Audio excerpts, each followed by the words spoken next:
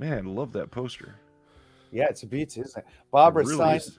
Barbara signed it at the top, and she spelt my name wrong.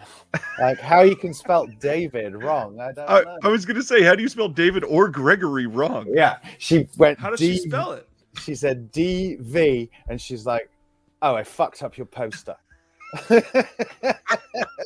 That's all right, Barbara. So she kind of Barb. corrected it, so it's not too bad. But Oh, I have one autograph that has someone who did a carrot, like to fix my spelling of my name because they spelled that's it nice. wrong. Yeah, it's got an amendment. It just makes it more unique. Yes. Yeah.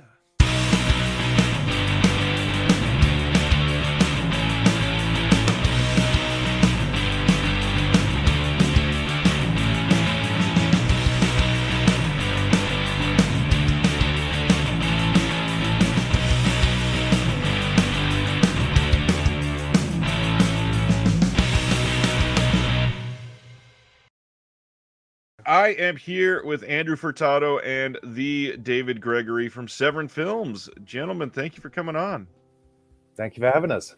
Of course. I have had people literally begging me to have Andrew back on because his first time was so much fun, but also to bring on David because David is just so freaking magnetic whenever he's speaking about anything.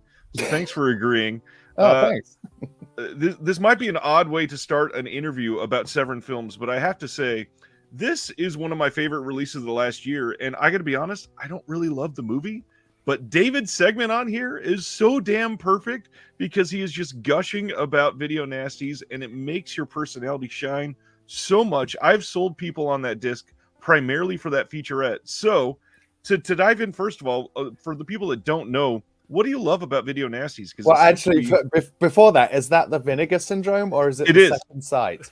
Well, the funny thing, I have both because I wanted to see if there's any differences. Right, but that's pull the up- vinegar. Well, I'll tell you second exactly sight what the differences are. The second sight edition has the actual correct finished version of that featurette, whereas Vinegar Syndrome put on a fucking rough cut. And so, Come on, yeah. They ran out of time. They're a they business. were like, They got to get "That's things it. done. This is what we're printing. Doesn't matter that it's not finished. It's going on." Like, Jesus fucking Christ, you know? Well, there you go. Buy from Second Sight because they know how to wait until the finished product is Well, ready. I wasn't saying that. Vinegar Syndrome are definitely our friends. I'm just saying. But if you want to see the proper featurette, you need to watch the Second Sight edition. Absolutely. I think the there's big a question: minute. why video nasties? Because I grew up in the. I was in. How old was I when we first got a VCR? I was, I think, 10 when we got a VCR. And when we joined the video store, that was in 1982. So the video nasties weren't a thing at that point. It was just this new world of the video shop where you could get all these glorious films that I'd never even heard of, that hadn't even been covered in, the horror magazines and books of the day. Right. And so it was a whole new Aladdin's cave of joy that me and my best friend at the time, Carl Daft from school, we were the only kids in school who were really into these kinds of movies. The gorier, the better. And then all of a sudden it started popping up on the television that they were dangerous and that they should be banned. And this little old lady called Mary Whitehouse was all over the papers and all over the television about how this filth is entering our homes and needs to be banned. And then the politicians jumped on the bandwagon. And then all of a sudden it became law that these films and police started raiding the video stores up and down the country. So this beautiful brief period was very quickly over. And the video stores got scared and started taking stuff off their shelves voluntarily before the police showed up. So all of a sudden it was actually quite to get these, European and American horror movies that had been all over the shelves before that. So all of a sudden they became the forbidden fruit, right? They were made illegal, as most films were then made illegal because it became law that you had to have a rating, whereas before that you didn't have to have a rating on video, only at the cinema. And so all of a sudden people like me up and down the country in the UK, in Britain, were collecting these forbidden films. And So I guess Severin is kind of an extension of that. I started the company with that same friend, Carl, who is still the partner in the business, and essentially now we just buy the rights to the movies instead of actually just buying the tapes. Although I still buy the tapes. I've got an office downstairs that the wall is covered in them. Yeah, I was surprised that when you were on the call, you didn't hop in there and run down to that room. I would have done, but the internet's playing silly buggers at the moment in the office and was freezing up. So I've now come upstairs where it's slightly better. A lot of stuff that of David's childhood and history can be found in both the documentary 2-part series that we put out on DVD and in the Steckler box on disc 4, Mondo Psychotronic. David talks about one of his, well, he doesn't talk about, he talks to one of his big influences.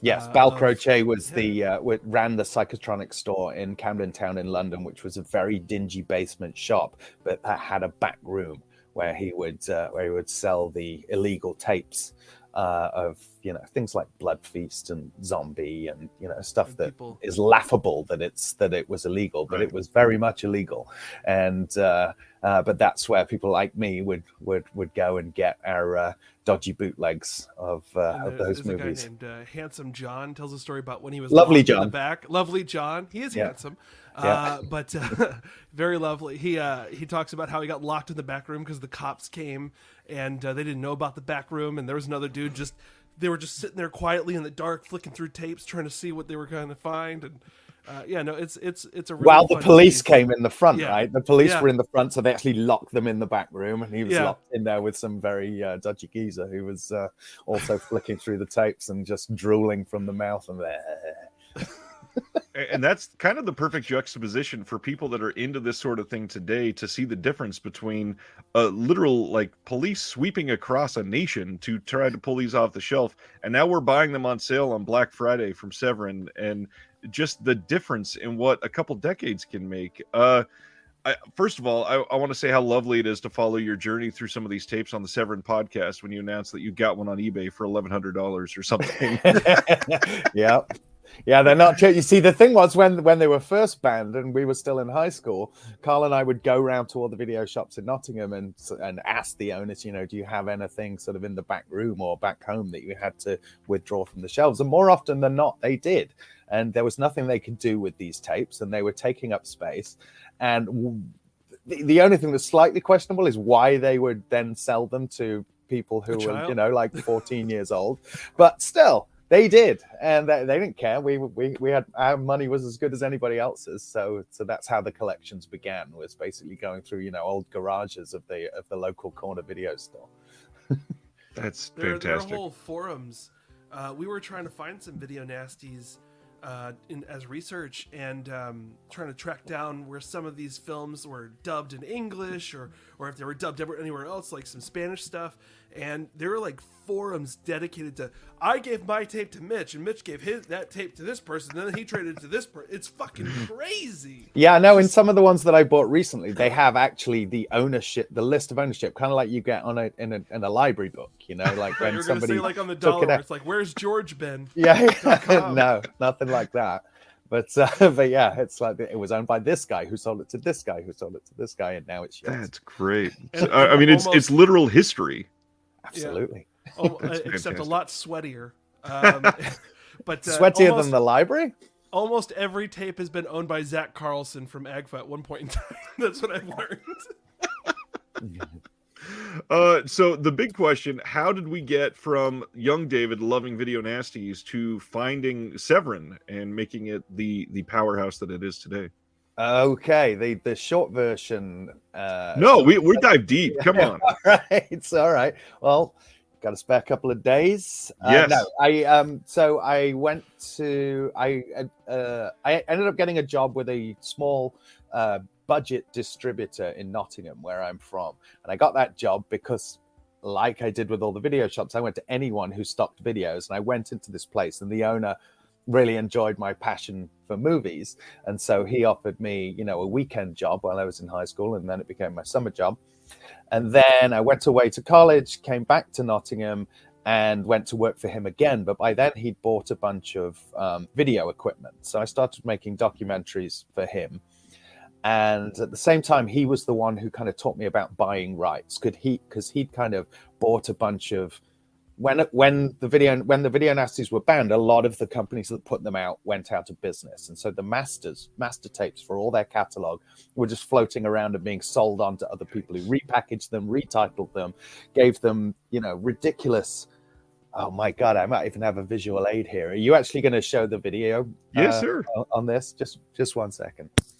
There's an amazing one downstairs called Extraterrestrial Nasties. It says ETN when the Nasties came out, and it's got the coolest cover in the world, but you put in the tape and it's like a 1950s sci-fi movie. It was such a bummer. I saw that tape downstairs and I was like, oh my god. And then Dave was like, you don't want to watch it, mate. Wait, what movie was that? ETN, Extraterrestrial Nasties. Yeah, coolest cover in the goddamn planet. Yeah, exactly. So this here is an example. This movie is called Hearsay, and it has a guy who looks like, is it Alexander O'Neill, who released like an R&B album called Hearsay in the 90s. This is actually the movie See China and Die, directed by Larry Cohen. Wow.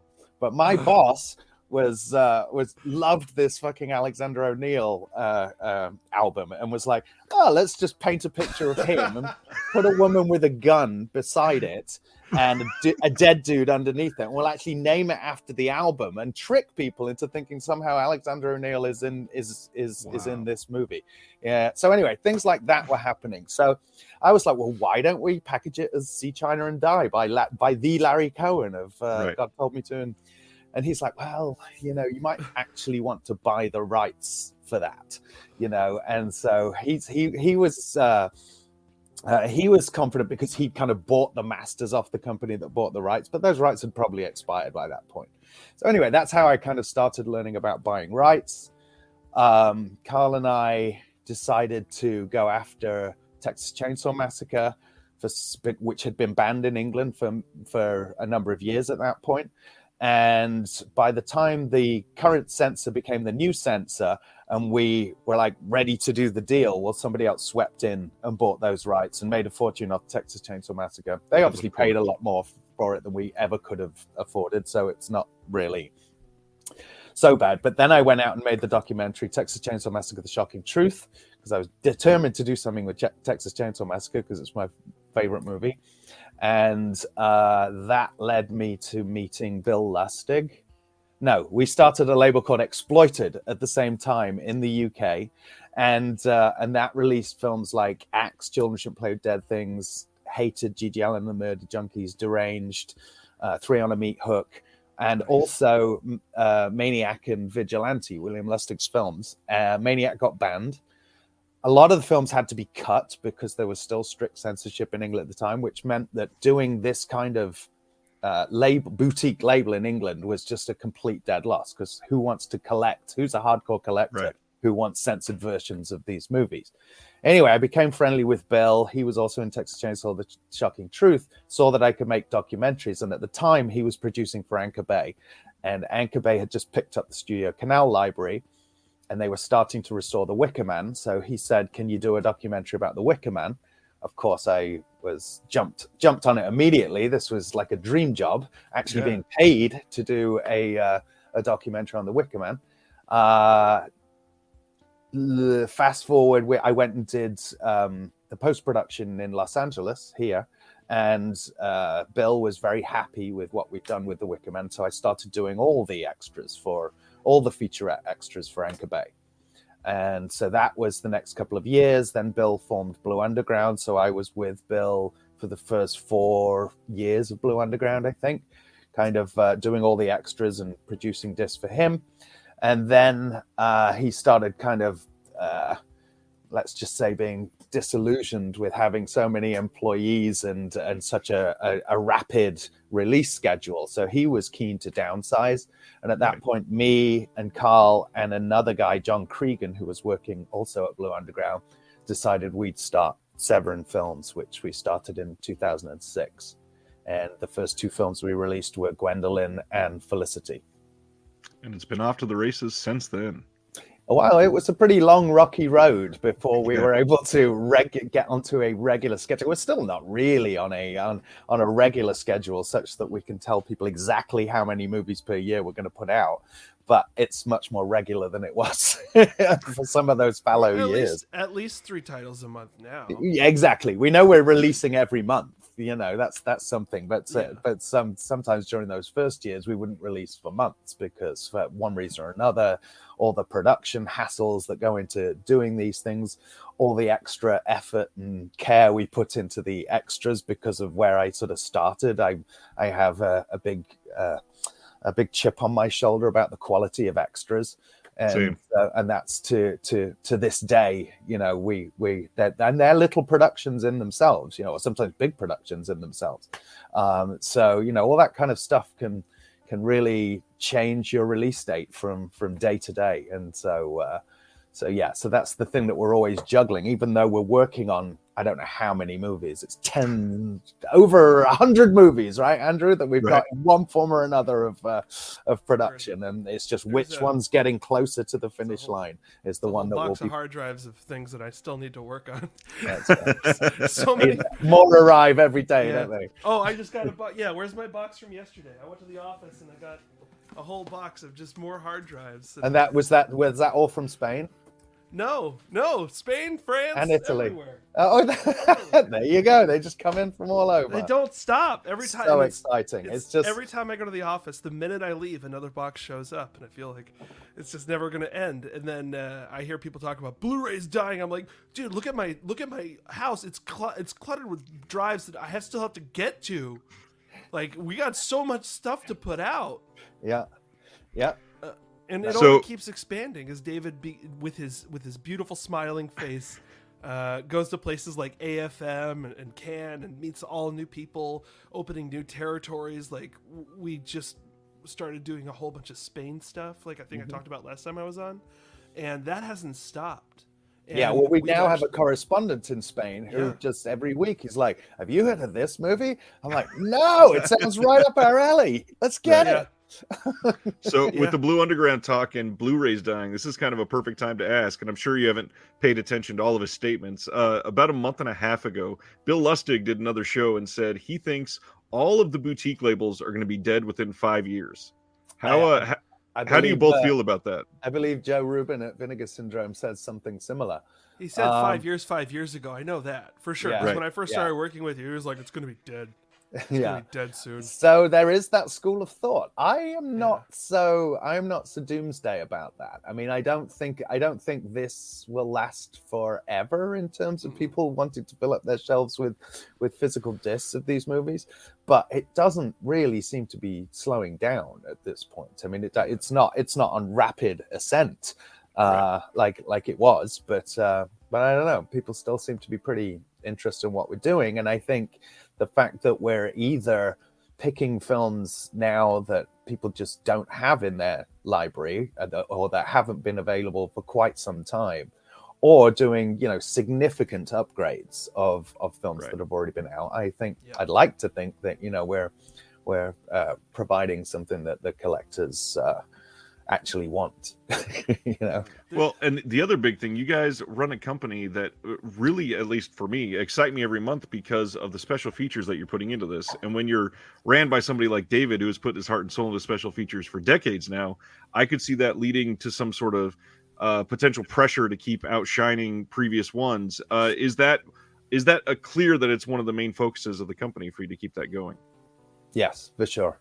And we have several feature-length documentaries in production, some that have been in production for years, which have, because they one of the beauties of documentary production is it's not like narrative production where it needs to all happen in one chunk while everybody's in town and everybody's hired. These things can actually be dragged out for years. The downside of that is that they can drag on for years. So basically, we've got licensed a bunch of movies associated with a documentary I started 5 years ago. A ton of movies which are just kind of sitting there waiting for the documentary to be finished. But But sitting, I'm still working on them. well, you're still I'm working, getting- exactly. still getting Well, we them keep on getting more as well, don't we? It's that it's doesn't very seem confusing. to end. Yeah, that's going to be a ridiculous box. I will say, working with David, something that he brings to the table that a lot of companies don't, which kind of it very akin to what he's known for, is he brings context, and that's something that I love. Right. Like with Al Adamson, you put out like 6 Al Adamson movies, people go, "Oh, cool."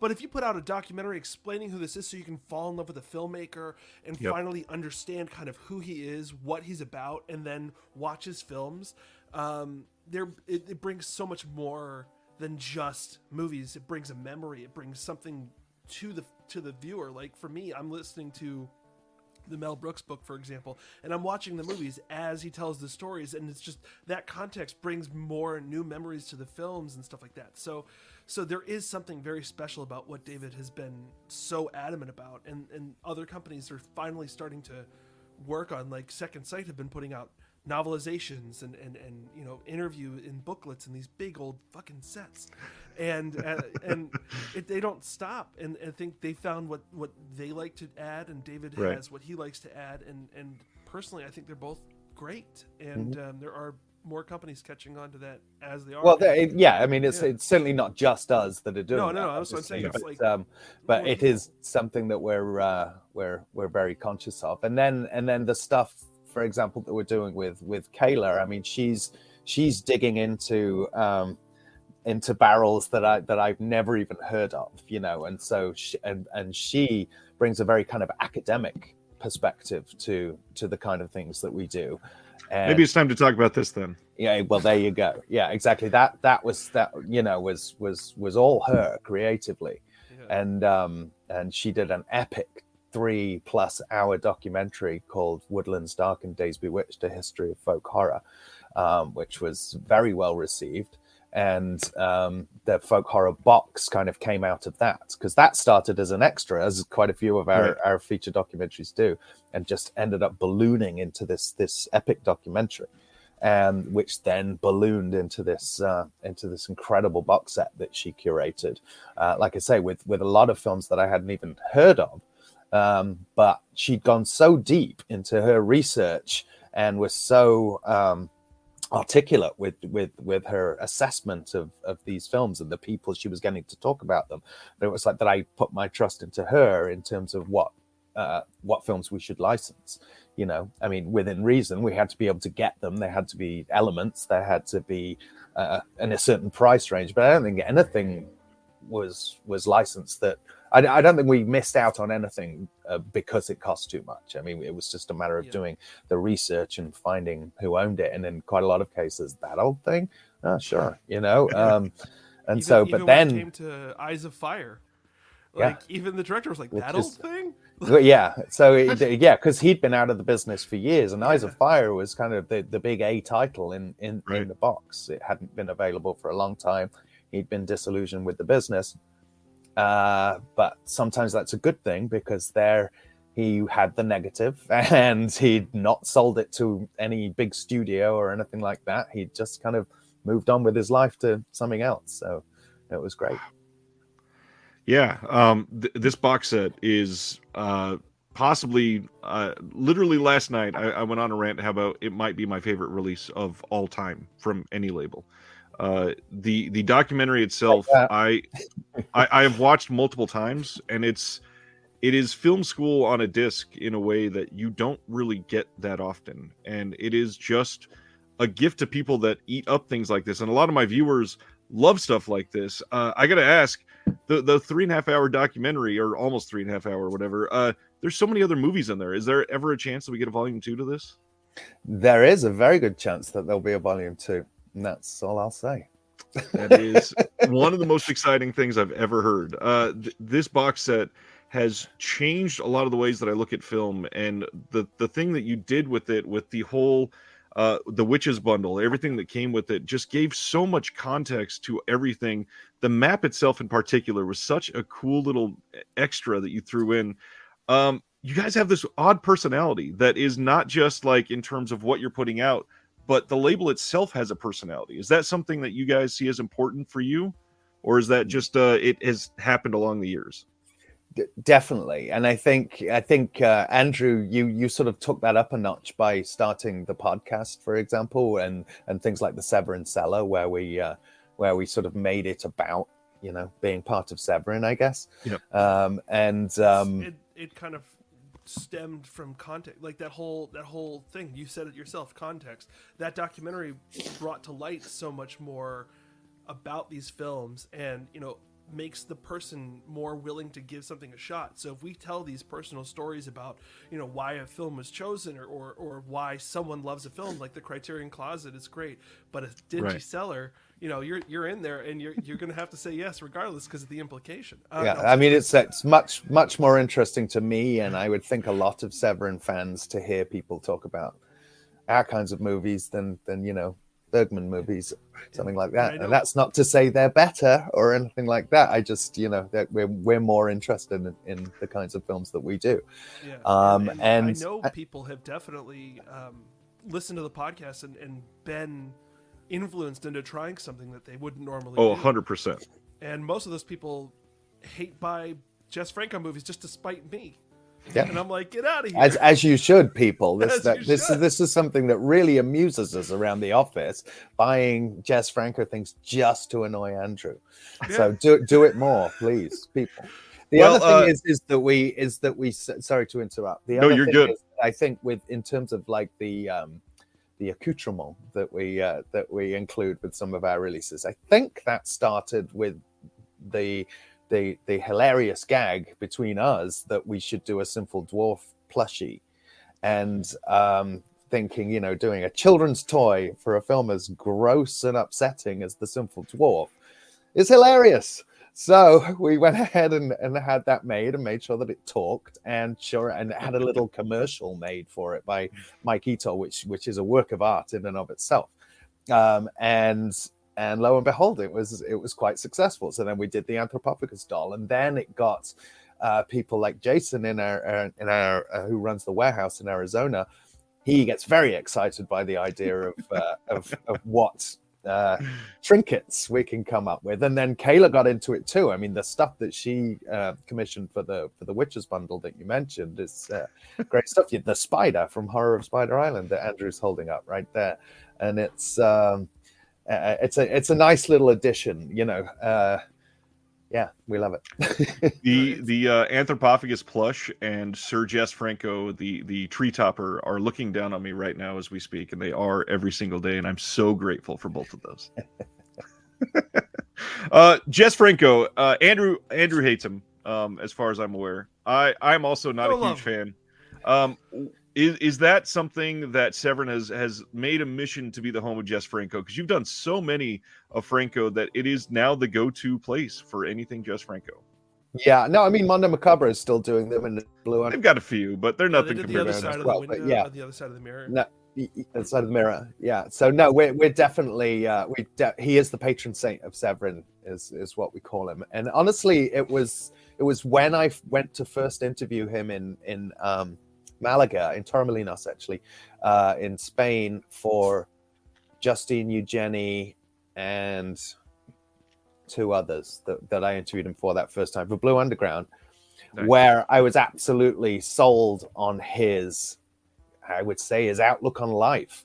The fact that he was just kind of addicted to making films, and his clear memory of these movies that he made among 200 movies. He'd made these back in the late 60s and still had very, very detailed recollections of it. And then halfway through the interview, wife Lena walks in, and I guess she wasn't his wife then, but partner of many years. Lena walked in, say, anyone want a cup of tea? That's something. That's Lena Romay just walked in. And so I spent the day with them in Torremolinos, and I think from then on, any chance I had to go and visit with Jess and Lena and do interviews with them was something that I found very invigorating, very inspiring. And so just their their life being dedicated to making these movies. That was their passion.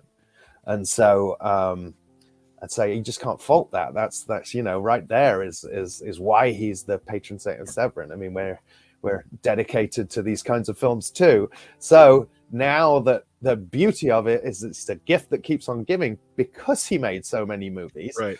Quite a lot of them have never been out in a decent edition, and those negatives have not been touched in decades. Remember this box? Yeah. So sometimes they'll somebody will come to me, what about this film? I found the owner of this film. I'm like, never heard of it. Let's ask Stephen Thrower, and Stephen will be, oh yes, that's a good one. And then like, all right, that's good enough for me. Now, did you coin the term Uncle Jess, or no? Where did that come from? I don't know, but it was in Jess Franco fan circles. It may have been, Tim Lucas was one of the guys who popularized Jess Franco before the DVD era in his video Watchdog piece, How to Read a Franco Movie. Lucas Balbo had done the book, I think it's called Obsession. So there was already, these pockets of obsessive fans who had this. I think Tim Lucas said something along the lines of, you can't assess a Jess Franco movie without seeing all Jess Franco movies, which of course is impossible. So it becomes something of a quest, this labyrinth that you go down. And I am forced to go down. Yeah, you are still stuck into this day. And even and still, then, it's like Stockholm syndrome. I get invested every once in a while, and I go, "Holy shit!" That like was cool. with Sex is Crazy, right? The one that's coming out at Black Friday. You were like, well, okay, you can tell me what you thought, but it wasn't anything like you expected. Hell no. It's still, to this day, I'm still confused at what the hell's going on in that movie. But he found an awesome location and used the hell out of it. So good for him. Which we had visited with Antonio Mayans and Stephen Thrower on one of our In the Land of Franco episodes. So when it was offered to me, I was already familiar with the movie and the location from having been to this spaceship-shaped nightclub in Benidorm. And I was like, well, fuck, we're going to get that one. I mean, Antonio Mayans was covered in silver paint and frolicking about in this place. So let's do it. There's like 1,900 follow-up questions I want to ask now. I mean, the first one, there are so many Jess Franco titles. How do you choose what to put out? Is it all about rights, or I mean, are there still tons of elements that are available, or is it just these are all David's favorites? No, it's not that these are all David's favorites, because quite often I haven't seen them when they're proposed to me, because we are, going into some obscure territory with the films that we're going after. Some of them are not. Some of them, like Count Dracula's a pretty major, a pretty major movie in the Jess Franco canon, at least. Yeah. And Vampiris Lesbos and She Killed an Ecstasy. I mean, Faceless. They're kind of like the famous ones, But that is kind of exciting to me when a Sex is Crazy or some of the golden films that we've put out, Bahia Blanca and House of Lost Women and stuff like that. That's interesting to me, that here's a film that's just sat on the shelf for not being transferred or certainly not released in the US ever in a lot of cases. So that's exciting to me. Well, and you mentioned Stephen Thrower, and earlier you mentioned Kula Janice. They have been pretty monumental behind the scenes of Severin over the last couple of years. Can you share their input on some of these releases? Because it seems like they have a lot of control over what they're putting out on some of these discs for you. Well, Kayla is part of the Severin team, so she is constantly now working on stuff. She is overseeing the Black Emmanuel box, for example, which has nice. Been teased but not had a date put on it yet, but it's not far off. And that's a lot of stuff. But she also is now for us, so she's actually finding films that again probably that I haven't heard of, but that she thinks are important, and so she's doing that. She's coordinating all the commentaries and featurettes and stuff like that. I mean, I don't know if you watched like her featurette on the Kinky set, the it's amazing. Spanish Juvenile David's films. Yeah, so that again was like why she is just a great member of the team, because she made this succinct but thorough documentary about the kinky genre, which is a genre I was not familiar with when she proposed these movies, and I love them. When I watched them, I was like, these movies are fantastic and they need to be known more. And so, so she almost runs her own sort of Kayla department, essentially from her island where she lives. And like, okay, that's one of yours. I know you'll take care of it. She'll deliver the stuff. That's great. Stephen, we can't remember why we got him on first, but certainly I became more and more friendly with him as we were doing more and more interviews with him. And of course, same thing. It's kind of, I sort of joked online once about the fact that he's kind of the Brian Johnson now that Jess, the Bon Scott, is no longer with us. He's not like the replacement for the real thing, but he's a pretty fucking good follow-up, and I mean, obviously his assessments are different from Jess's, but my God, does he go for an incredibly entertaining, articulate, deep dive into these movies. It's phenomenal listening to him talk about, these Jess Franco movies, which the casual observer. And then I think we became more associated because we went and did Inland Land of Franco, when I proposed that to him, that we should actually go to some of these locations. I think he'd mentioned that, maybe some of the hotels, some of them are nice 5-star hotels now, this dingy old Dracula's castle. And I was like, that's right up my alley. So we prepared a route through Portugal and Spain and got Antonio Mayans to come along with us, and just had an absolute blast going to all these different incredible that Jess Franco was shooting these sleazy little movies in these phenomenal locations in Portugal. For example, there was the one in the Hot Nights of Linda, and when we were there, and we went into the manager's office, and he just had the guest book, and it had Alice Arno was in the guest book, and he was like, oh, this will be where it was. There was a photo of it, there was an autograph, and then turned over to the very next page, and there was Paul and Linda McCartney's autographs, because they were staying there after finishing a Wings album. And it's like, so this was a nice hotel, it was where they made the fucking Hot Nights of Linda. That's pretty damn awesome. Okay, so the director's box sets, that's the big thing to go in. You just mentioned the Black Emanuel box, and it seems like with, obviously the most recent one, got to pimp this out again because this is an incredibly great release. This has everything Steckler that you could ever want, essentially. Is there more pressure to ramp up what you guys are doing for these? And are there hopefully more of these director box sets coming? Because they're kind of setting the pace of the best box sets in the game. Andrew, what do you think about that? Well, I know that there's another box set coming, and similar to how just one sets, I'm going to say one, but but the thing about these sets and the excitement that they bring, it fuels us to want to up our game and find ways to make these things more frequent. And I mean, like, we had one title, I can't talk about it too much, but this director, we had one title that was given to us, only element available, only element in existence. And it was rough, but the movie was awesome. And then I don't even know, David, maybe you can explain where the hell this came from, but out of nowhere, in a place unknown, discovered these original camera negatives. And I was just like blown away. So I'm like, and they were in Paris, even though these are American movies. And David literally went, interesting. Well, we got that, so I guess now we have to do a box. And he's like, I got all these other films in the back here. Yeah, and because as Vinegar Syndrome does too, like David buys elements, and in the off chance that we'll be able to make it happen, because it's like a dream thing, and so he's had a whole collection of this filmmaker's movies. So it's super exciting just being able to be part of that and releasing these kind of movies out of nowhere. And that's just one box set. There's more coming down the line. I keep telling David, I'm like, we need to do a Jess Franco box set. And he goes, it would never come out because it would never end. We've joked about that before, that it would have to come as a shelf that you just take. Yeah, and or place in as your a, collection. I think as a truck, actually, wouldn't it? It would just be a truck that sits outside your house. The outer box has one bit open that constantly gets to grow on top of it. Yeah. It's just, yeah, it's impossible. But yeah, David said there's more that I don't know about, so that's good.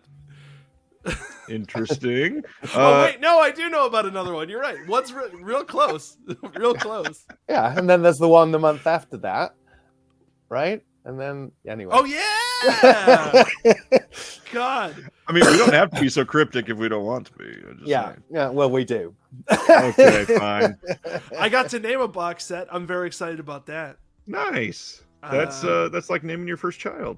I don't. Yeah, that was easy too. Is it Andrew? It's just like as a first time father, it was just as easy. I didn't have to sign anything for this one, but no, it's not an actual box. It's like a 4-pack of films, but I'm very proud of it. I'm very proud of that. David was like, it's not going to be the name. 6 months later, that's the name, right?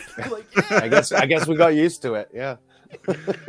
Well, yeah. Oh, sorry. Go ahead. No, you're good. Keep going. No, I was gonna say I got the to force the word Stexpert into everyone's life, so then Yes, it you ended up did. on the box. Yep. The Stex.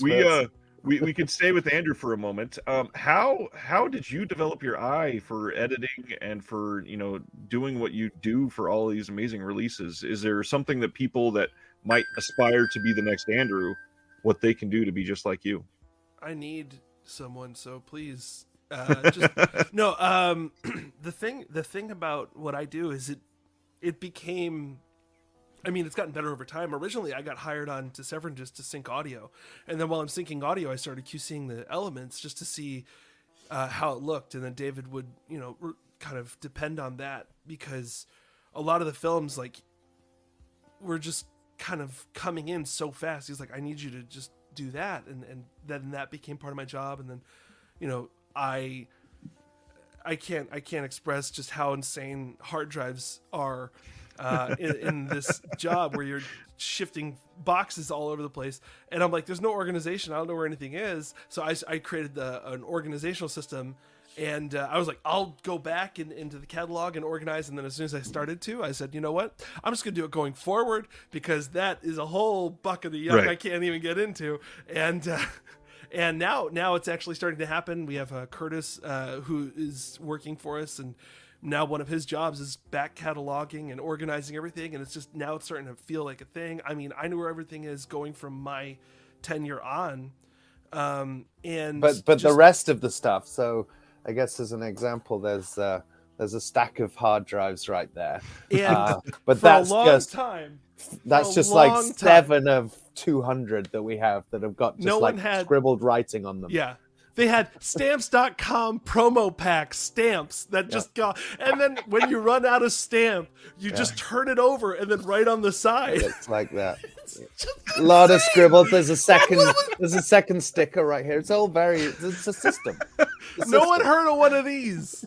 Wow. Well, A that label maker. That's why it was great when Andrew came on, because all of a sudden it's like, oh, now we can call Andrew when we actually need to find something rather than rummage through hundreds of drives with like Yeah. scribbled writing on them. And I've done that where David has a nice little chair. I don't know what you'd call it, like a stool, and there's cabinet. drives, and then the cabinet opens up, and then there's just more drives, and you don't know, around where it's like from because of the dust level on it. But I mean, I'm just kidding.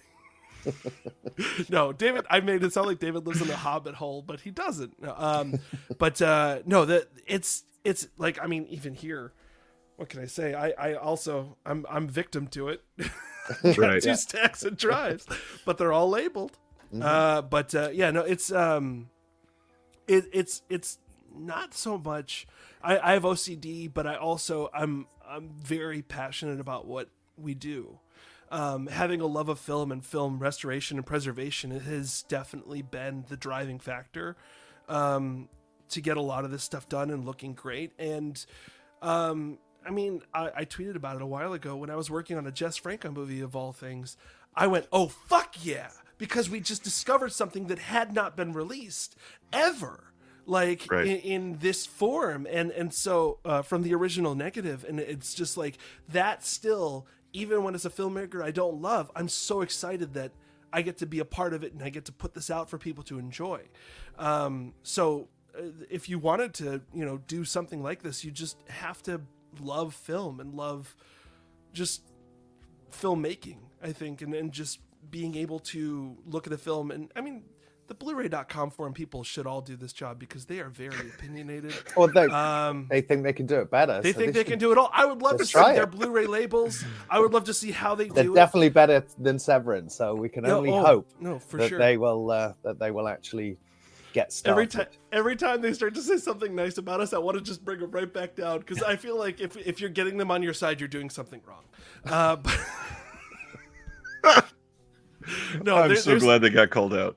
There's a lot of like the whole company is run and driven by people who, this isn't just a job, this is what they love, right. And therefore, like, there's that whole saying of like, do something you love and you'll never work a day in your life, which is bullshit. You'll work harder than everything else because you want it all to be great.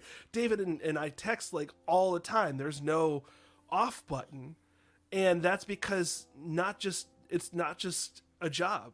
Like, I don't clock out and go hang out with my kid. My kid goes to bed. I come back on the computer and I get done what I was doing because I can't wait to get this out, and it doesn't stop. And I know that sounds maddening, but it doesn't stop. There's just it doesn't sound maddening. It sounds mad. It sounds mad. I'm insane. And then and I still try to find time to watch other companies' releases and stuff to see what they're doing and how we can improve to make our releases better.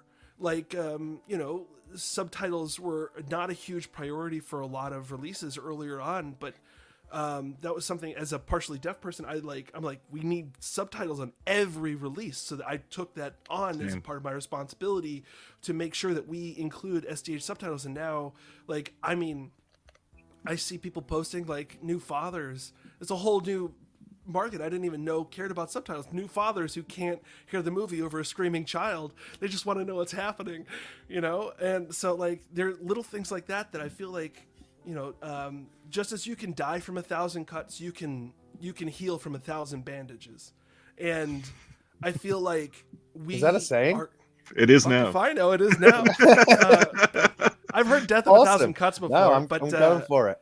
Yeah, I don't know. Like, there is something great about working for someone like David, who just is just not, if not more passionate than you. And he's definitely more passionate than me. It's insane. But like him being open to collaboration and understanding of how things like work and what could realistically be done, and like a good movie being made, collaboration creates something fantastic. And I'm so happy to be like, I couldn't do this for other companies. Like, I couldn't do this when I was working on Catfish. They were like, okay, cool, it's 7:00, I'm going home. I'm like, cool, I'm gonna stay here and edit, and if you want to see anything. They were like, no, I'm good, I'll see you tomorrow, I guess. But David's like, I'm in, like, whatever I want to do. And like, his enthusiasm is infectious, not just to me, but to everyone at the office. That's why you wanted him on here so bad, because exactly. I get it. But yeah, so I guess I hope that answers your question more along the lines. It does. Just basically be insane, and then you can have Andrew's job. That's how this works. Collaboration is actually one of the biggest things I wanted to ask about. And David, Andrew and I have talked about this before. I'm sure you don't know this, but one of the things I really try to do on this channel is to get people to be a little less entitled and understand how much work goes into all these. Could you share, maybe on one of the more involved releases, how many hands actually touch a disc in terms of acquisition, sales, negotiations, subtitling, special features, finding the elements, everything? Jesus well, I guess Christ. Outside of the original feature documentaries, where that's probably the most hands, because obviously there's a big production going on in several territories. But gosh, let's have a think. I know that's an intimidating question. It is, because there's all the people here, and then all the freelance people who are essentially Severin employees, and then or a part of the Severin team, I should say.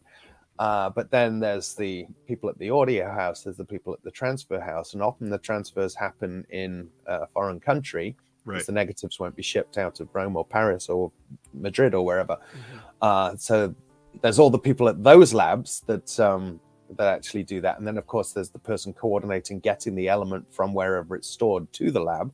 So then the hard drive comes flying over to us, and then it goes to the sound house. It goes to restoration and color, and it goes Not to often the same subtitling. person, yeah. No, not often, not the same person. And then we've got subtitling, and then we have the person, if it's a foreign language thing, then the person who's an English speaker checking the translation of the. And then, of course, there's all the extras, which has, all like I say, they're all kind of small productions in themselves, and often in other territories. So, yeah, I couldn't even warrant a guess, but it's a lot of people. Yeah. Because then, once that's done, and then of course the audio restorations are different people, and then there's all the people who. There's the person who authors the disc. We have several people who do QC on the discs, and then it goes to the person who replicates the disc and blah, blah, blah. And then there's all the people who are involved in the actual packaging as well, of course. There's the designers who have to do the packaging. And then there's the people we talk to who actually collect posters around the world. We've got people in Austria, we've got people in London, we've got people in Italy who are poster collectors so that we can try and get the original artwork. So there's those guys as well. Yeah, it's a lot of people. I've had people ask if some of the Severin releases have been mostly one-person deals, and I always have to laugh and say it's impossible to do a lot of these with just one person because of how much is affected literally on a large scale. Yes. And so the years where it was just me, John, and Carl, or me, Carl, and Nicole were there. That's where it was just a difficult thing to manage, because even though that we had, were wearing many hats between the three of us, right, you then have to also, do the kind of managing of all the other people and their various jobs as well. So that was the periods where sometimes you would have to miss a month or two in order to get a release out, because it's just so much stuff that has to come together at the same time. And as I say, that's the same for other labels too. That's not unique to us, but it is a lot of people that are involved in the archaeology of unearthing these movies. So another question that I've not heard asked of Severin before, I don't think. Any interesting stories around negotiating? Something where a studio told you no for many years and you just kept going back to the door and finally got something? Yeah, that's happened quite a lot. I mean, just recently we had one where it actually got sniped from under our noses by somebody else. So it happens in a bad way too for us. But yeah, there's plenty that we've been kind of on the trail of for a number of years. I had a meeting at AFM yesterday with one of the Italian sales agents, and they were like, and I'm like, this is we discovered through one of our contacts, we discovered that this company owned this film. They didn't even know that they owned this film. But they're still like, yeah, we're not sure we actually want to license it to you because we have a better relationship with this other label. And it's like, you wouldn't have even known that you own this movie. But I think I'm hoping that I've persuaded them around because the other label isn't really bothered about this movie. So it's like, that's the worst. Anyway, I'm talking in vagaries because obviously it hasn't happened yet. But yeah, there's plenty of situations where we're on the trail of a movie for years, and often it's because there's no elements. I mean, for example, the movie Unhinged, the Video Nasty, one of the last that hasn't had a Blu-ray release, is one that we're still scouring the globe for any kind of film element, and it's not looking good because it didn't really have a theatrical release anywhere other than England, and in England, stupid England, it got banned, and so the person who put it out, ran scared and dumped all his film elements because he didn't want the police to raid him and take him away. Right. So, and then the director producer, he sold his one and only print years ago, and he doesn't remember who to. So that the only hope is that we find that person that he sold that print to, and we've got no clues. Dang. Yeah, that hurts. And since I've been here too, I've gotten to experience some very weird situations where people just don't want to work through email or Vimeo links. They want DVDs hand delivered to their house in the hills, and and they have to have specific audio tracks, and it's just so weird. And then even still, we don't hear back for months, and we just have to wait and be patient until, because this is something that we are passionate about, but it might not be something that they're passionate about. They might not even care about these movies, and so it's just crazy. Like, I know Sam Sherman, I love Sam Sherman so much, but the best thing is he doesn't want a Blu-ray player. He wants everything on DVD for final approval, and I love that about him, because you call him and he picks up his phone and he says American Independent. He doesn't say hello. He just says Independence International. Independent International, and he picks up the phone, and if he's not downstairs, it doesn't get answered. Like there's certain people like that who are just such characters and so great. I remember. Can I share one really quick side story talking about as many as you want? Sam Sherman. We wanted for Midnight, the Blu-ray release of Midnight, we wanted him on camera interview, and he's like, I don't do many interviews anymore. Like, well, it was during the pandemic, so he didn't want anyone in his house. No one was there. Yeah. And so we mailed him a camera, and I had an hour and a half conversation on the phone with him and to explain how to use the camera. It was a point and shoot, pick it up, but he's like, okay, I'm turning the power on. All right, I'm hitting the button on the left to indicate that I'm going. And it was just like those kind of moments. It was just, they don't happen very often. And I'm just like, I'm so happy to be in this moment at this very instant. And then we got the bonus feature, and then he wanted it on a DVD to review it to make sure it was up to his standards. And then he approved it, and it was good to go for the disc. But just like, there's just something magical about people like that, Whereas if we were shooting it on Super 8, he would have had no problem, because he's got he would have been fine. He's got cameras. a million cameras down there. Yeah, exactly. He's got a wall of film and cameras, and it's just, I don't know. Well, before I dive into all of the rest of mine, can we talk about some Black Friday titles? Sex is Crazy. Can we sell some people on Sex is Crazy? I think we already did, didn't we? I mean, basically, it's that one that was shot in Benidorm in the spaceship nightclub. We didn't answer the main question though. Is the sex crazy? Oh, I can confirm the sex is crazy.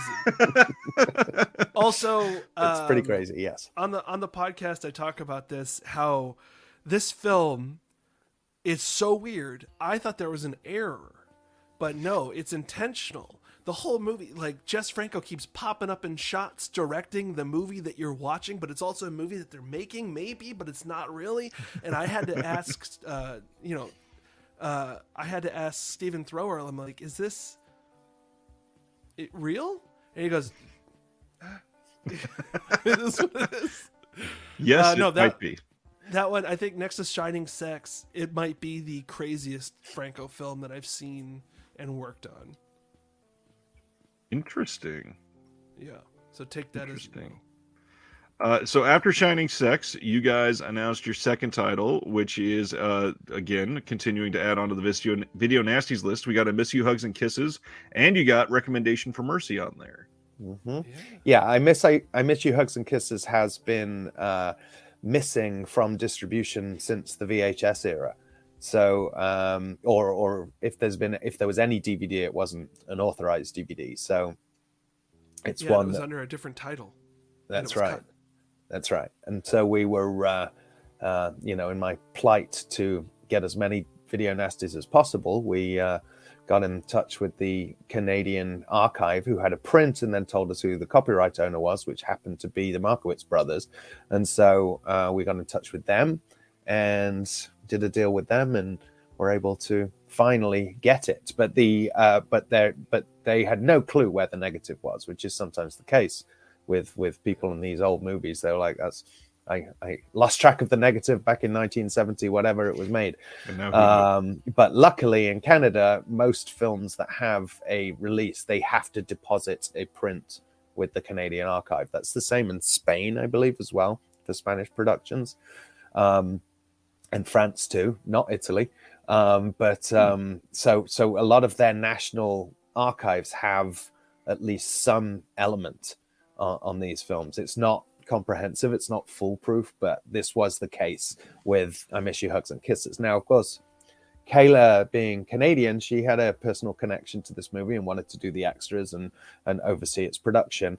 She was the one who brought Recommendation for Mercy to our attention. And it just so happens that's one of the films that didn't have a print deposited with the Canadian archive.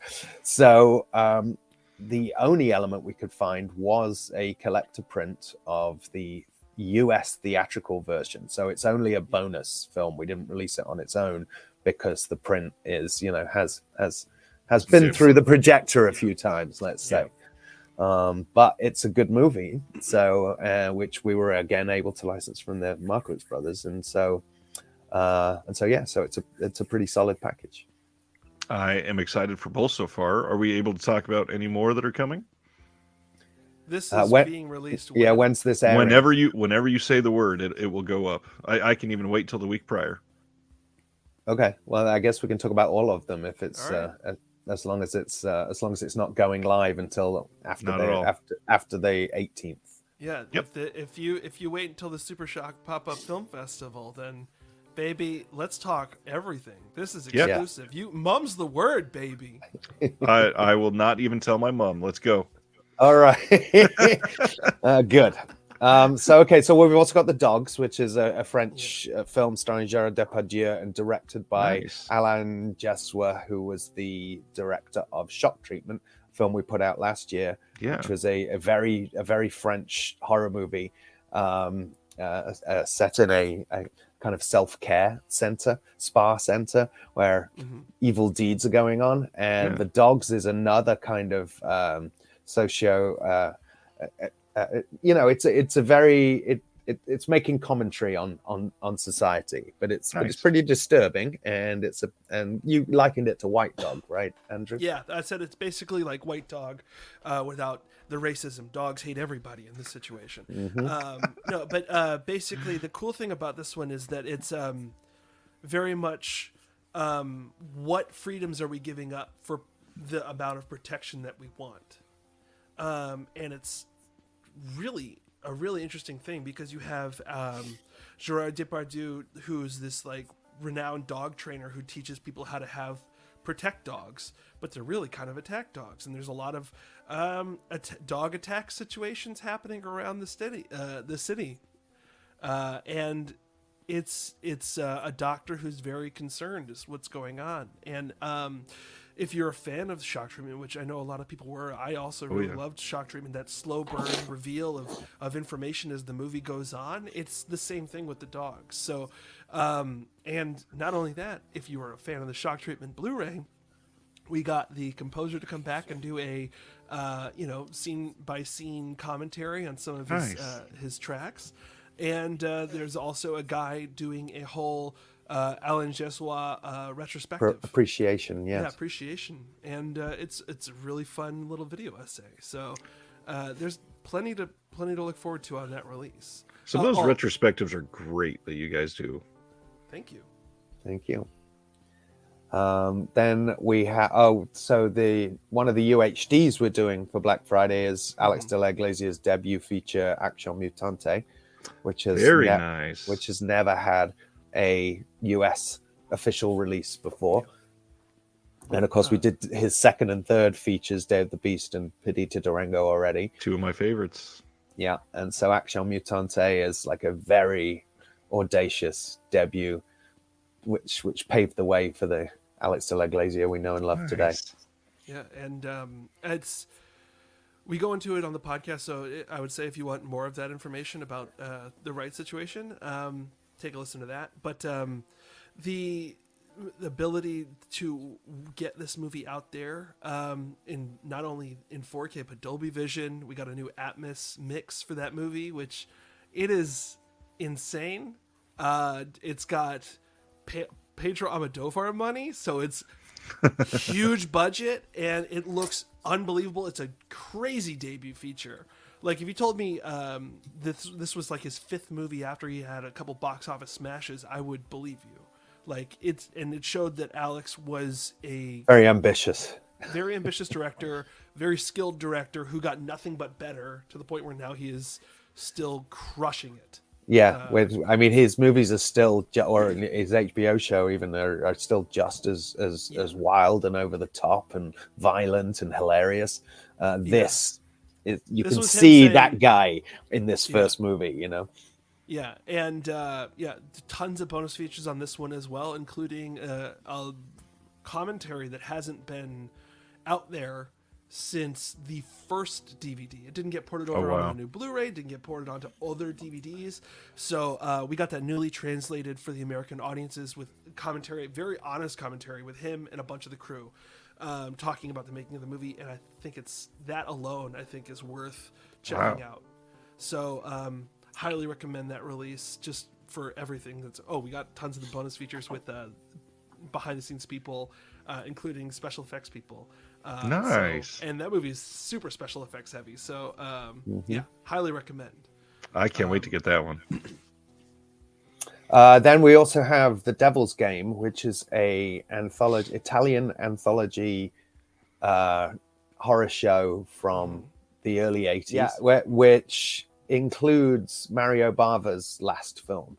It's called La Venere de Il, and it was aired after Mario Bava died, but he co-directed it with Lamberto, his son.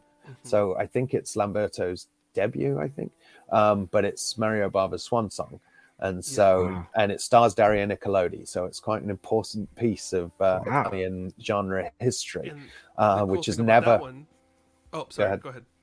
I was going to say it's never been out before because it was only recently discovered that there was a film element of. Oh, geez. And that's what I was going to say. Yeah. So there was a 16mm print in the Rai television archives, and so Rai scanned that for us, and we were. Because it's just over an hour, I think it's an hour and 7 minutes or something. We were like, are we going to just put this out on its own? And then we looked at the other episodes, and there was some good directors on, like Giulio Questi, who did Death Laid an Egg and Django Kill. Yeah, he did an episode, and all the episodes were of interest as well. There were no film elements on the other episodes, though. So we had the broadcast masters transferred of those. Yeah. And so that made it it makes it a 2-disc set. But this is we like our horror anthologies. Every territory seems to have decent horror anthologies dating back through television, and it's a format that's pretty popular and enjoyable. Well, and this one sounds especially important. Historias Para got a lot of love. Tales to Keep You Awake got a lot of love, and it's similar to that as far as like the level of quality. No one seemed to complain about those broadcast masters, so I think not only getting a nice release of the final Bava film, getting all those other ones where the content and the quality of the story kind of shines a little bit harder. And I don't know, I think that there, and we got Lamberto Bava, and we got a commentary with Tim Lucas, obviously. with Tim Lucas, who wrote All the Colors of the Dark, the Bava book, and Mr. Bava. Bava, it's going to be a really fun release for people who like Italian cinema, especially because there's a lot of familiar faces, familiar names, and that's just on screen. Another one, familiar face, familiar name, a lot of people might know, especially through Severin, because we love him so much. Mr. Luigi Cozzi gets a triple feature. Whoa. This is a Severin exclusive.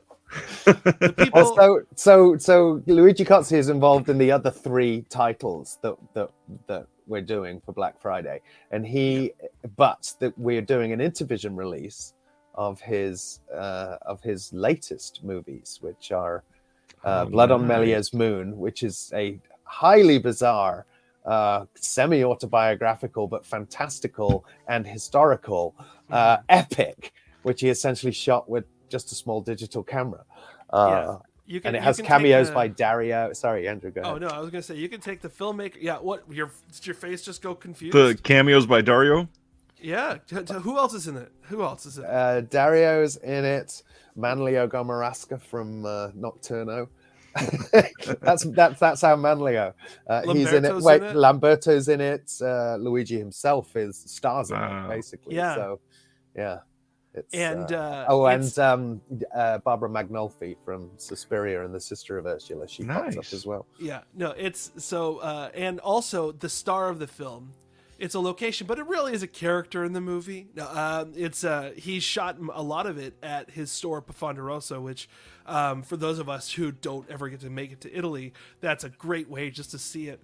Right. And and there's a second feature on there, a movie that he made afterwards called The Little Wizards of Oz, which is a series of short films of children telling the story of the Wizard of Oz, and it's mixed with a real story. It's fucking crazy. And it's animated in the sense that it is not animated. It's Kotze made it animated. And there's a whole thing about making the movie. It's so weird. I can't fully even describe it. Well, but so yeah, go ahead. I was gonna say the real thing I wanted to pimp out about that release. People who got our House on the Edge of the Park disc got a bonus feature of a director documentary about Ruggero Deodato. The people who made that documentary also made one about Kotze called Fantastic Kotze. As David said, fantastic Kotze.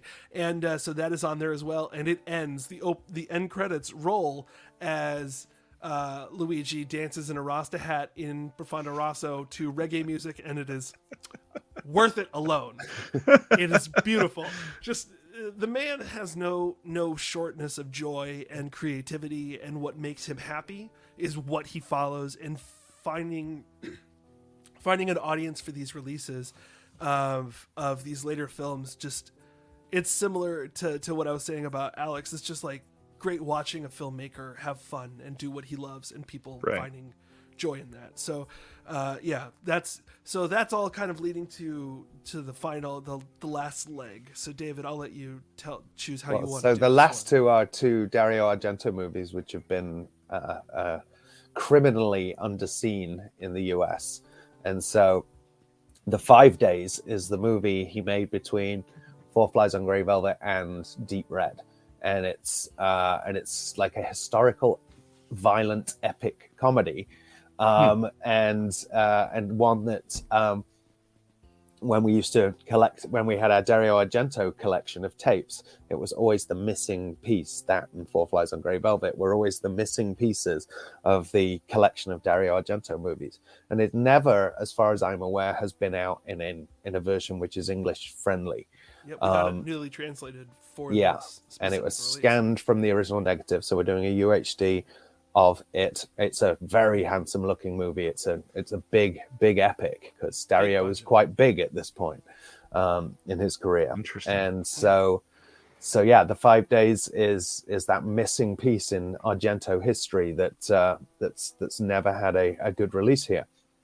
And of course, that also comes with a ton of extras as well, including new Dario interview. Luigi Cozzi was the co-writer. Wow. Interview a couple of the stars, the production manager, Alan Jones, obviously, who's a longtime Dario expert and biographer.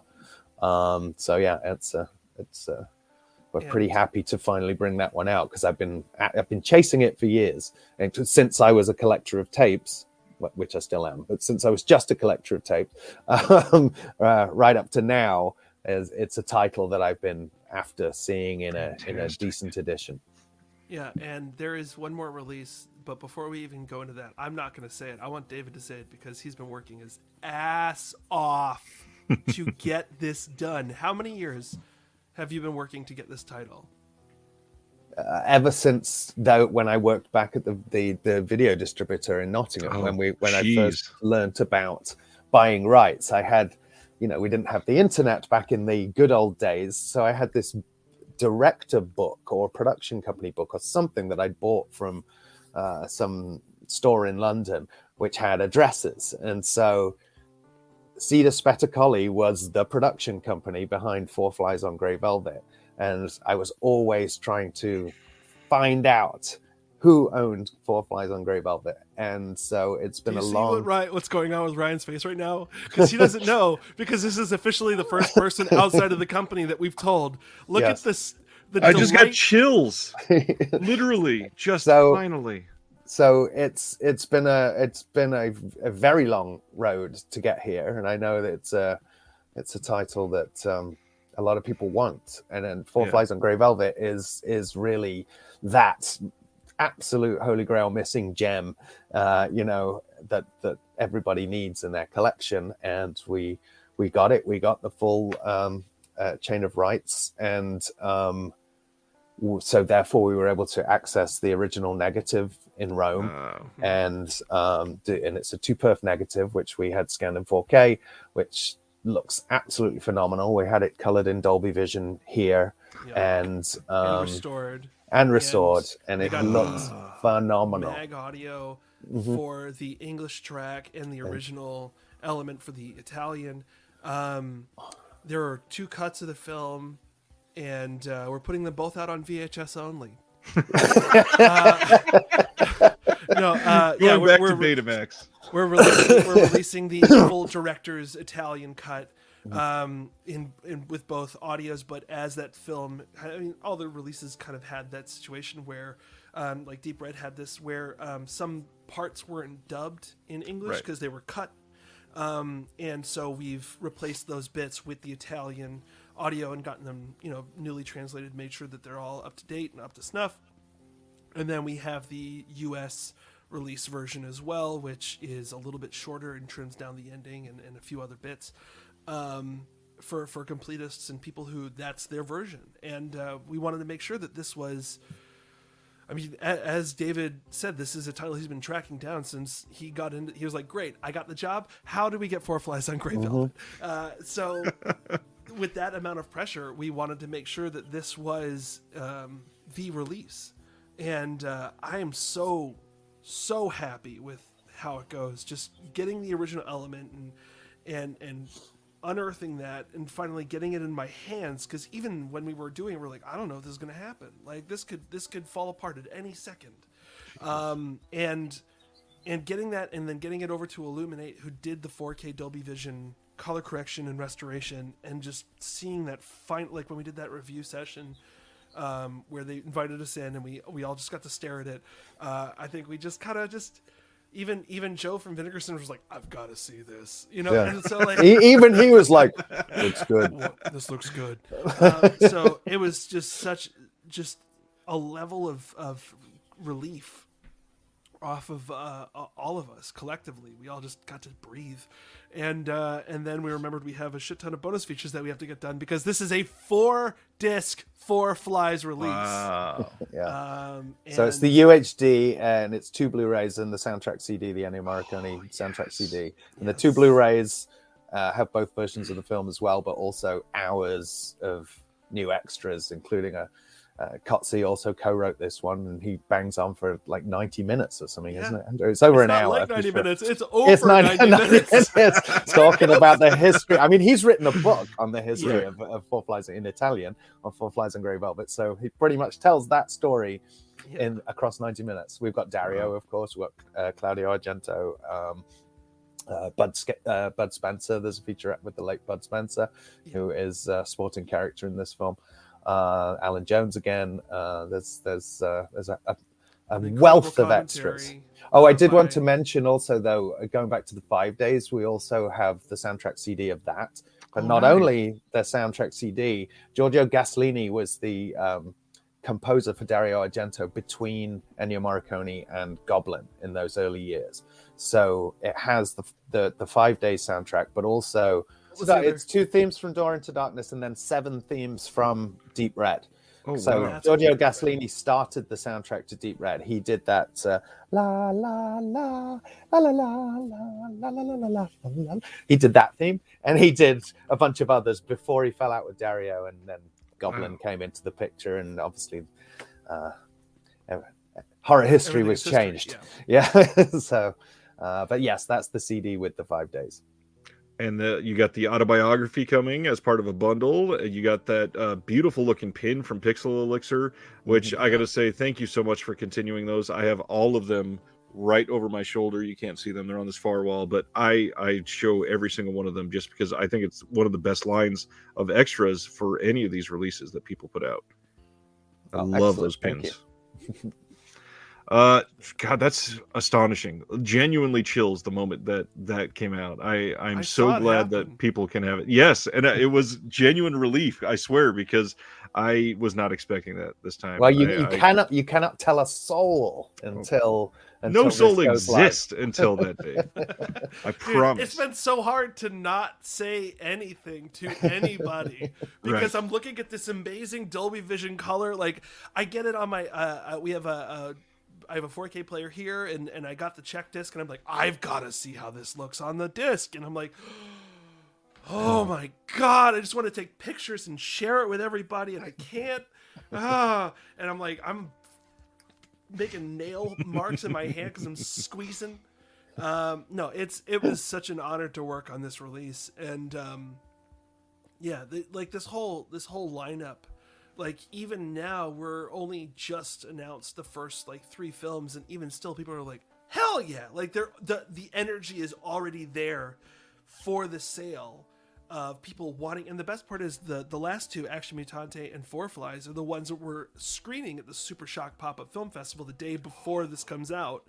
And so people don't know, because the thing we do in LA is we have a theater, we fill it up, and then we don't tell anybody what it is, but the films playing are the ones that are going to be released for Black Friday. It's just to getting people excited. That's something that David wanted to start doing, and it's kind of like our little Apple Summit where we get to go and premiere. And last year we did one, and we had what was his name? The producer, Jim no, Wasson, the director Jim of Wasson, Night of the Demon.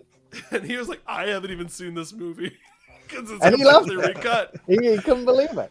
And yeah, we had a huge crowd for that. And then I think we're almost sold out for tickets on this one. So I'm like so excited just for that second feature to come out. After watching Action Mutante, everyone's like, what the hell is going to happen next? And just seeing the lights dim, and for people, just I want to hear just the applause. Like, that's the kind of stuff that gets me just so Right. that gives me the chills. Like, so I'm super excited about that. And if you're hearing this and you didn't know what happened, get ready, because next year it's going to happen again. So yeah, it's a huge lineup for us this year, and I'm super happy with it. It feels huge. That one title alone, and Action Mutante is not even one to shy around from either. That's Hell one no. that people have been wanting for a long time. That to be treated with real respect. And De La Iglesia is kind of like getting a lot more due, especially because of what you guys did with the 2 4Ks. Perdita Durango's especially. The moment that you guys kind of soft teased that was coming, I essentially died inside and said, "Don't wake me until it actually releases," because I did not want. It to be took a part of it. while because of all the problems that came along with the elements. Which, let's say, this one wasn't problem free either. But but to speak of Alex, I mean, he's pretty famous in Spain. Yeah. He's probably, I would estimate, he's, if not the second most famous Spanish contemporary director, then he's pretty close. And he's extremely prolific. I mean, he produces as well as directs, and he directs movies and directs. Somebody told me yesterday, I found it, Andrew, that he's actually got a new feature film as well, one of his comedies. So it's not just 30 coins that he's been making over the last year. So well, I hope not. Yeah, the guy never stops, and he's got no less audacious. He's just got bigger budgets and a certain amount of success behind him. So we love that people who don't compromise as they move into kind of more mainstream areas. And he's on HBO, and that show is wild. Hell yeah, man. Well, speaking of more mainstream, I got like a couple quick questions, then we can bring it in for a landing. The release of like All or Nothing kind of led to a little more art house feel from Severin, and then of course Out of the Blue came, and that sort of gave credence to that. Is that a hint of more of a broadening of spectrums to come from Severin? I mean, I think our spectrum's as broad as we want it to be at this point, but there are occasional passion projects, and All or Nothing was definitely one of those for me. But you could say the same about The Hairdresser's Husband, which we released the month after The Simple Dwarf, back in the DVD days. Right. So it's not like a new thing, but it's just not something we do particularly often. But there is a major art house movie is going to be on the January slate as well. Nice. Yep, I It's have no got drive. it's got slightly more psychotronic elements to it. I mean, it's got murder and sex in it, but it's still very much an art house film. What about other aspects of Euro cult that maybe Severin hasn't dived into yet, like a good spaghetti western or anything? Would that ever be a possibility? I wouldn't count it out, but there's nothing in the pipeline. That I mean, makes I know other labels are kind of diving into the spaghetti westerns now as well. I think Arrow's already done a box of spaghetti westerns, and I hear they're Rico working did on The some Great more. Silence not too long ago, and There's a few violent ones that I could see fitting in with Severin and Yeah. kind of getting people to shake up their taste a little bit. Yeah, I think we're more likely to do Police Attaché in the near future than spaghetti westerns. That makes sense. And honestly, that's kind of due that there's been a handful of decent releases of some of those, but nothing like a big revival of Holy Hell. We're in the golden age of those releases. I'd love to see that start too, because a lot of those are amazing. They are. There's some great actors out there like Thomas Millian. I think he's one of the ones that I love so much. I mean, Grindhouse put out Tough Ones. Yep. Mhm. You know, and what's that guy with the mustache? Maurizio Merli. What a charming face! Can we just point out how you can can say the guy with the mustache and David immediately knows the name? Well, it's because he knows. Hang on, did I get that right? I when you said guy with the mustache, I thought it's got to be Maurizio Merli, right? It's probably. Hold on, let's look. Maurizio Merli, who was kind of like took over from Franco Nero when people couldn't get Franco Nero. Yeah, it's Maurizio Merli. Hell yeah, it was. He took over a lot of Franco Nero's. Right? If you couldn't get Franco Nero, you got Maurizio Merli. Unfortunately, he died quite young, so he's not been a part of the revival of some of his great roles from the 70s. Yeah, but Amazing. look at that mustache. You know what I mean? I stand by That's all it. that matters. No, like there are some actors out there that are great, and there's some great filmmakers who did some incredible Police Attaché. I can't remember. There's a box set that came out not too long ago. A Police Attaché box set. Was that Arrow? Probably. They did the. And then Raro Waves has they've done the Caliber 45 box set. Yeah. I have that. And The Years of Lead box. There Years you go. Years of Lead. Yeah. Good and stuff. There's some really fun stuff, but there's still plenty to be unearthed, you know? So Right. But I do know that some of those films didn't, when we were at Blue Underground, they didn't do nearly as well as the horror movies. Same with spaghetti westerns, with the exception of Django. The rest of them didn't do as well, so we tended to kind of veer away from those genres. Right. So maybe that's the last question to lean on here. Then is what sort of trends do you see coming for home video in the next couple of years that potentially could, like Hong Kong cinema has been huge over the last year and a half. There's a few. Eurocult has been big for years, obviously, but is there a certain genre that you think is about to take everybody by storm once some rights maybe get worked out, and not necessarily just from Severin, just as a whole? Well, we're certainly diving deeper into Spain. There's it's a bunch of Hong Kong movies we've got as well. So yeah, I don't know. Wouldn't want to say, but we're definitely going out. We've got more Indonesian movies coming. We've got so there's plenty of stuff that hasn't been given the special edition treatment. I think as the industry continues on, fans have been getting more concentrated and more interested and open into finding new stuff. And I think that's the thing that I'm most excited about with the future of the Blu-rays and physical media is people like willing to take that chance and go, oh, I like this label. I'll check out that. Like you're the ideal customer. You buy all the trinkets we put out and all the bundles every time. Nut. And you've got children, but I think just having that ability to garner like not brand loyalty, but brand trust, knowing that if it's coming out from a specific label or something like that, but then again that falls into the problem of everything being super condensed. Right. I just want, it's hard because there's so many different things out there. Yeah, it's impossible to figure out what's going to happen next. Yeah, I mean, you look at some of the stuff. You look at some of the stuff that Mondo Macabro have done since the day that they started. I wouldn't necessarily say that they started trends from certain territories, but they picked items from certain territories that we all needed to see and we had no idea existed, and they're still doing that. I'm very interested in this Bollywood horror set that they've got coming, for example. So look how cool that is.